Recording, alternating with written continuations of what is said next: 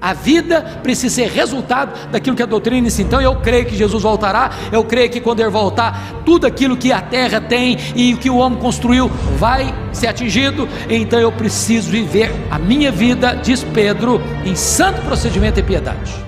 Se Pedro tratou da forma como Jesus virá, agora no versículo 10 ele trata, na parte B, do efeito da segunda vinda. Nós já lemos isso aqui, mas vale a pena destacar esse ponto. Também a terra e as obras que nela existem, porque falou que os céus passarão em estrepitoso estrondo, e os elementos se descerão abrasados, mas ele diz, também a terra e as obras que nela existem serão atingidas. Ponto de reflexão. Onde você está concentrando a sua riqueza? Onde você está juntando os seus tesouros? Porque se você está fazendo da vida uma grande cruzada apenas para ganhar dinheiro, e não tem pecado em ganhar dinheiro, também não tem pecado em ser rico. Aliás, é uma bênção. Se você ganhou essa riqueza com trabalho honesto, com a inteligência que Deus lhe deu e com a bênção do Eterno. Mas o que Pedro está dizendo é o seguinte: se você focar tudo aquilo que você tem, tudo aquilo que você granjeou na vida, apenas para investir aqui, você está investindo para o fogo. Vai virar fumaça. Então é melhor que você faça outros investimentos. E Jesus Cristo ensinou a gente o seguinte: ajunte tesouro lá no céu. Lá não tem traça, lá não tem ferrugem, lá não tem ladrão, lá não tem fogo para consumir, lá o seu tesouro é eterno. Então, é uma hora que você pensar. Se você só está investindo na terra, se você só está investindo no tempo, se você só está investindo em coisas materiais. Bom, dito isto, Pedro vai agora mostrar a consumação de todas as coisas. Dos versos 11 a 13, veja comigo. Se Jesus vai voltar, e ele vai voltar mesmo, qual a consequência disso? Então, veja o versículo 11 comigo, vamos lá? Vamos ler o 11? Visto que todas essas coisas hão de ser assim, desfeitas, deveis ser tais como os que vivem em santo procedimento e piedade. O que Pedro está dizendo? Se eu creio que Jesus vai voltar, isso precisa desembocar em mudanças morais e éticas na minha vida. Doutrina e vida estão caminhando juntas. Não dá para ter doutrina boa se a conduta não acompanha a doutrina. A vida precisa ser resultado daquilo que a doutrina ensina. Então eu creio que Jesus voltará, eu creio que quando ele voltar, tudo aquilo que a terra tem e o que o homem construiu vai ser atingido. Então eu preciso viver a minha vida, diz Pedro, em santo procedimento e piedade. Mas em segundo lugar, Pedro vai dizer que nós precisamos aguardar a volta do Senhor Jesus. Olha o verso 12, esperando. E a ideia do esperar aqui é esperar na ponta dos pés, olhando para o horizonte, aguardando a volta de Jesus, iminente,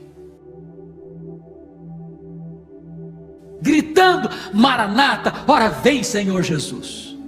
Como perguntaram certa feita para João Wesley: ô João Wesley, o que você gostaria de estar fazendo quando Jesus voltar? Ele respondeu: eu gostaria de estar fazendo o que eu faço todo dia eu estou esperando que ele volte. Deveria ser a nossa postura, irmãos, de aguardar com grande expectativa a volta dele. Mas em terceiro lugar, olha o que Pedro vai dizer no verso 12 ainda: não é apenas um aguardar a segunda vinda com exultante expectativa, mas nós precisamos apressar o dia de Deus, apressando a vinda do dia de Deus. Você pode perguntar: eu não estou entendendo, porque a Bíblia diz que só o Pai sabe, os anjos não sabem. Como é que aquela data que está no calendário de Deus eu posso apressar? E a única maneira de você e eu apressarmos esse dia que está na agenda de Deus é falando de Cristo, para que aqueles que Deus com paciência está aguardando que sejam salvos, sejam alcançados pela graça. É por isso que a Bíblia diz assim: este evangelho do reino será pregado em todo o mundo, então virá o fim. Ou seja, não é uma expectativa de alguém que sobe para o monte com roupa branca e dizer vai voltar.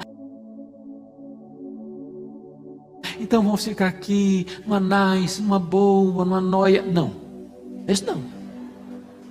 Isso não.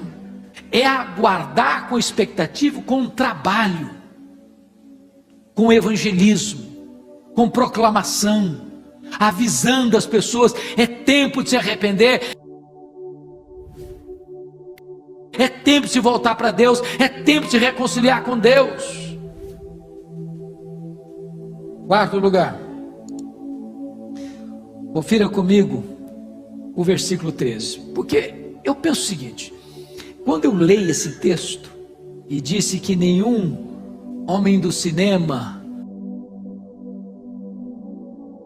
ou os novelistas conseguiram jamais descrever essa cena, por mais brilhante que seja a sua mente, você fica pensando: mas se esse negócio acontecer, eu vou ficar com medo. Você já pensou num negócio desse do céu derretendo na sua cabeça? A terra incendiada, os prédios pegando fogo. É uma cena de medo ou não é? Se você quiser ler um pouco mais, nós falamos na escola dominical hoje, leia Apocalipse 6, 12 a 17, porque essa é a cena. Jesus vem com grande poder e glória, os homens estão apavorados, fugindo não da morte, querendo a morte, estão fugindo da grandeza e do poder daquele que está vindo para julgar, e as pessoas estão querendo desesperadas encontrar um lugar para se enfiar, e não conseguem. Mas quem que vai estar com medo? Quem vai estar desamparado? Quem vai estar nessa situação de pavor? Não são os salvos, não é a família de Deus. Ao contrário, a família de Deus está aguardando, a família de Deus está esperando esse dia. E Pedro vai dizer no versículo 13: nós porém, segundo a sua promessa, esperamos novos céus e nova terra, nos quais habita a justiça. É você entrando na glória, é você ouvindo a voz do Senhor: vem, bendito meu Pai, entre na paz do reino que está preparado para você desde a fundação do mundo. É você recebendo um corpo de glória, é você subindo com Ele, é você estando com Ele para sempre, sempre para reinar com Ele. Louvado seja o Senhor. Pois bem, queridos, eu quero encerrar, porque Pedro é um pregador, e o pregador não prega só a verdade, ele precisa aplicar a verdade. Então Pedro agora, como um pregador, vai dizer o seguinte: olha, eu preguei isso para vocês, falei da segunda vinda, agora e daí, o que vocês vão fazer? Então vamos ver 4 aplicações que Pedro vai fazer para encerrar o seu sermão. Primeira aplicação, olha comigo o versículo 14. Por essa razão é consequência. Diante de tudo que ele falou sobre a segunda vinda de Cristo, ele diz: por essa razão, pois, amados, leiam comigo o seguinte agora. Continuando a leitura. Esperando essas coisas, que coisas? A segunda vinda de Cristo com todo o pacote. O que acontece agora? Vamos lá? Empenhai-vos por seres achados por Ele em paz, sem mácula, irrepreensíveis.